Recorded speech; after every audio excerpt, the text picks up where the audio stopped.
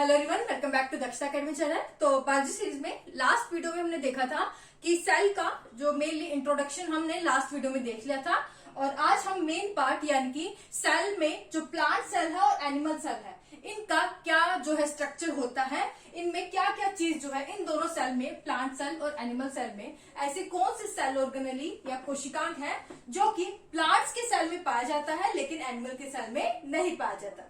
इसी तरह कौन सी ऐसी सेल ऑर्गेनेली है जो एनिमल सेल में पाई जाती है लेकिन प्लांट सेल में नहीं पाई जाती है। तो मेन में जो डिफरेंस है वो हम आज की वीडियो में इन डायग्राम के थ्रू जो है देखेंगे, और शायद इसका फिर नेक्स्ट पार्ट आएगा उसमें हम इन सब का जो मेन फंक्शन है सेल में क्या काम करते हैं वो हम नेक्स्ट वीडियो में देखेंगे। लेकिन आज जो है बेसिक हम ये डायग्राम के थ्रू समझेंगे कि इन दोनों में क्या डिफरेंस है। तो बिल्कुल कंपेयर करके चलेंगे। यहाँ मैंने प्लांट सेल बनाया हुआ है आपके सामने, यहाँ एनिमल सेल बनाया हुआ है। तो प्लांट सेल में हम ऊपर से अगर शुरू करें तो सबसे पहले तो बाहर से शुरू करते हैं। आपका देखने से पता लग रहा है प्लांट सेल ये, एनिमल सेल ये। तो प्लांट सेल में जो आपके दो लेयर मैंने आपकी बनाई है, डबल मेम्ब्रेन बनाई है, जबकि एनिमल सेल में आपकी सिंगल लेयर है। तो सबसे मेन डिफरेंस जो आप देखते हैं प्लांट सेल और एनिमल सेल में कि जो आपका प्लांट सेल है वो आपका डबल मेम्ब्रेन, दोहरी झिल्ली उसमें पाई जाती है, लेकिन जो एनिमल सेल है उसमें सिर्फ एक सिंगल मेम्ब्रेन होती है।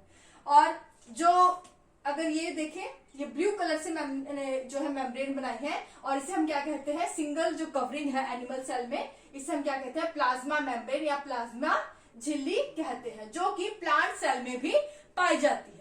लेकिन प्लांट सेल में इस प्लाज्मा मेम्ब्रेन के बाहर एक और जो है मेम्ब्रेन पाई जाती है जो मैंने रेड कलर की बनाई हुई है, और इसे हम क्या कहते हैं, सेल वॉल या कोशिका भित्ति कहते हैं।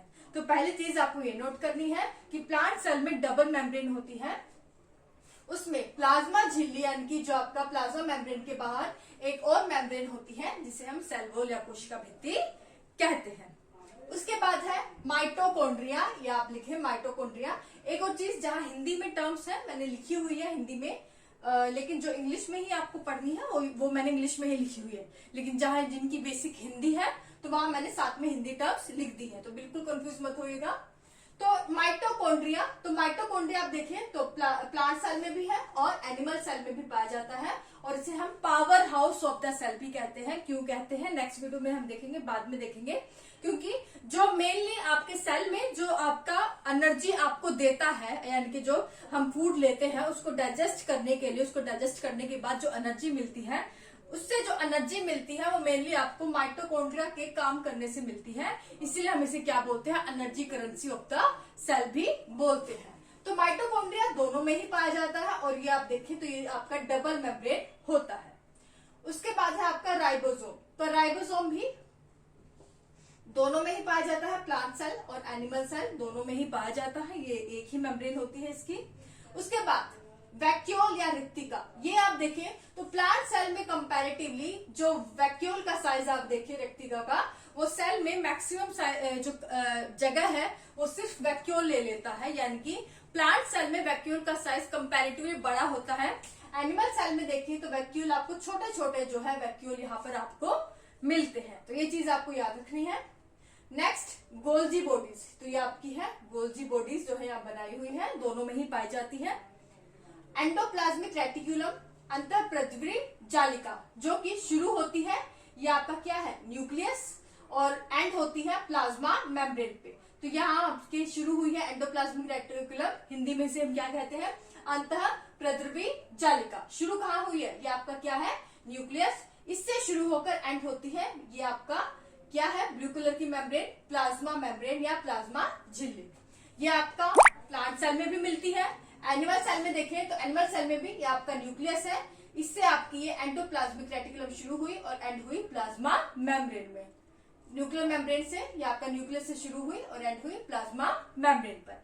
तो दोनों में ही एंडोप्लाज्मिक रेटिकुलम जो है आपका पाई जाती है। उसके बाद ये है आपका न्यूक्लियस, दोनों में ही पाया जाता है, यानी कि केंद्रक, और दोनों में ही जो न्यूक्लियस है वो क्या होता है आपका, डबल मेम्ब्रेन होता है, दो उसकी मेम्ब्रेन होती है, जिसके अंदर जो है आपका क्या है, आपका जेनेटिक मटेरियल आपका मिलता है। क्या मिलता है, जेनेटिक मटेरियल जो है आपका इसमें मिलता है। ओके, अब हम मेन चीजें जो है देखेंगे कि ऐसी कौन सी चीजें हैं जो सिर्फ प्लांट्स में पाई जाती है लेकिन एनिमल सेल में नहीं। उससे पहले एक और चीज, जो इन दोनों ही सेल में जो आपका फ्लूइड मिलता है, क्या है, द्रव्य, जो फ्लूइड मिलता है वो आपका 3 तरह का होता है। यहाँ पे मैं लिख रही हूँ,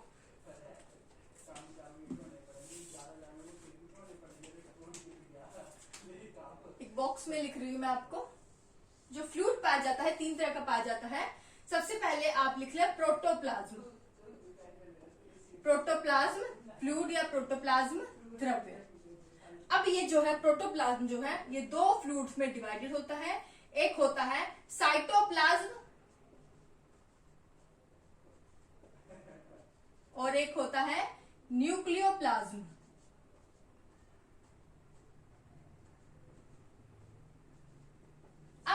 प्रोटोप्लाज्म क्या होता है? तो प्रोटोप्लाज्म वो फ्लूइड है, वो द्रव्य है जिसके कारण जो है आपकी सारी जो लिविंग एक्टिविटीज है, सारी जैविक क्रियाएं सेल के अंदर होती है, वो आपका इस तरह का फ्लूइड होता है। और ये प्रोटोप्लाज्म जो है आपका प्लाज्मा मेम्ब्रेन, यानी कि जो प्लाज्मा मेम्ब्रेन, जो अंदर वाली मेम्ब्रेन आपके प्लांट सेल में है ये वाली, और जो आउटर कवरिंग है एनिमल सेल की, तो इनके अंदर जितना भी फ्लूइड है उसको कंबाइंडली हम क्या कहते हैं? प्रोटोप्लाज्म कहते हैं। तो सारा द्रव्य प्रोटोप्लाज्म कहलाता है।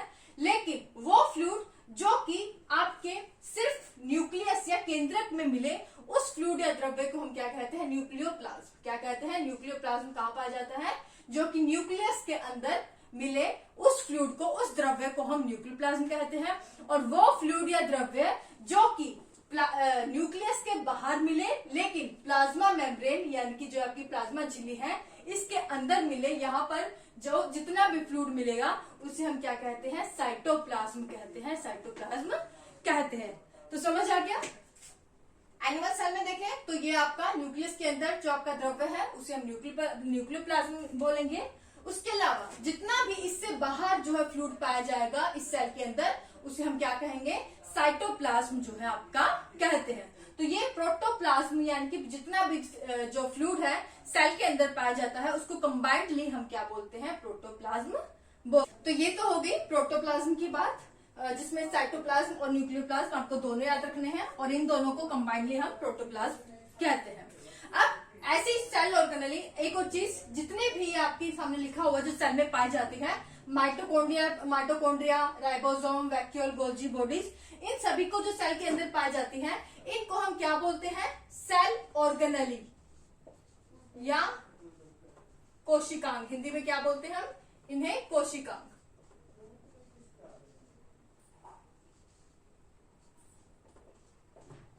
ऐसे कौन से सेल ऑर्गेनेली या कोशिकांग है जो सिर्फ प्लांट सेल में ही पाए जाते हैं और एनिमल सेल में नहीं? तो पहले हम उनके बारे में पढ़ते हैं। तो प्लांट्स में सबसे पहले हमने देख लिया, प्लांट सेल में जो आपका सेल वॉल है वो आउटर मोस्ट कवरिंग है सेल की, और ये सिर्फ प्लांट सेल में ही पाई जाती है, जिसे हम हिंदी में कोशिका भित्ति कहते हैं। इसके अलावा प्लांट सेल में आपका जो है ग्रीन कलर का मैंने बनाया हुआ है, ये क्या है आपका? प्लास्टिड या लवक। तो ये और सिर्फ आपका प्लांट सेल में ही पाया जाता है। तो क्वेश्चन आता है कि 4 ऑप्शन दिए होंगे आपको बताना होगा कि इनमें से कौन से आपका प्लांट सेल में जो है एनिमल सेल में नहीं पाया जाता। तो आप 4 ऑप्शन दिए होंगे, राइबोसोम, वैक्यूल, गोल्जी बॉडीज और प्लास्टिड। तो आप इसमें से जो है टिक मार्क कर देंगे कि प्लास्टिड या लवक जो है वो आपका एनिमल सेल में नहीं पाया जाता, ये आपका सिर्फ प्लांट सेल में पाया जाता है। अब दूसरी तरफ चलें तो एनिमल सेल में ऐसे कौन से सेल ऑर्गेनेली या कोशिकांग है जो सिर्फ एनिमल सेल में पाया जाता है? तो वो है आपका लाइसोसोम। तो ये आपका है लाइसोसोम, जो कि सिर्फ और सिर्फ एनिमल सेल या जंतु कोशिका में पाया जाता है। और इसी के साथ आपका जो सेंट्रोजोम है, सेंट्रोजोम भी यानी कि जो आपका, इसको हम एक और नाम से जानते हैं सेंट्रियोल, तो ये भी सिर्फ और सिर्फ आपका एनिमल सेल या जंतु कोशिका में पाया जाता है। तो इन दोनों एनिमल सेल और प्लांट सेल में यानी कि अभी हमने देखा कि कौन से सेल ऑर्गेनेली है जो सिर्फ एनिमल सेल में पाए जाते हैं और कौन से हैं जो सिर्फ प्लांट सेल में पाया जाता है। तो आज की वीडियो में सिर्फ आपको ये समझना है, जो कि एक बेसिक डिफरेंस जो दोनों में है, प्लांट सेल और एनिमल सेल, इन दोनों का जो डायग्राम है, स्ट्रक्चर है, वो क्या है, कैसा है, क्या क्या इनमें पाया जाता है, क्या मेन डिफरेंस है। नेक्स्ट वीडियो में हम देखेंगे कि ये जितने भी सेल ऑर्गेनेली है प्लांट्स और एनिमल सेल में जो पाए जाते हैं, इनका इस सेल में आखिर क्या काम है, क्या फंक्शन है। लेकिन उससे पहले आपको आज की वीडियो को अच्छे से समझना जरूरी है कि इनका दोनों का जो स्ट्रक्चर है वो कैसा होता है।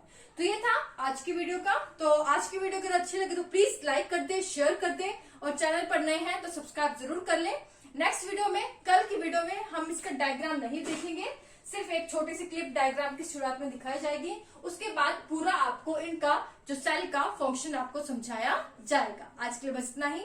Thank you so much.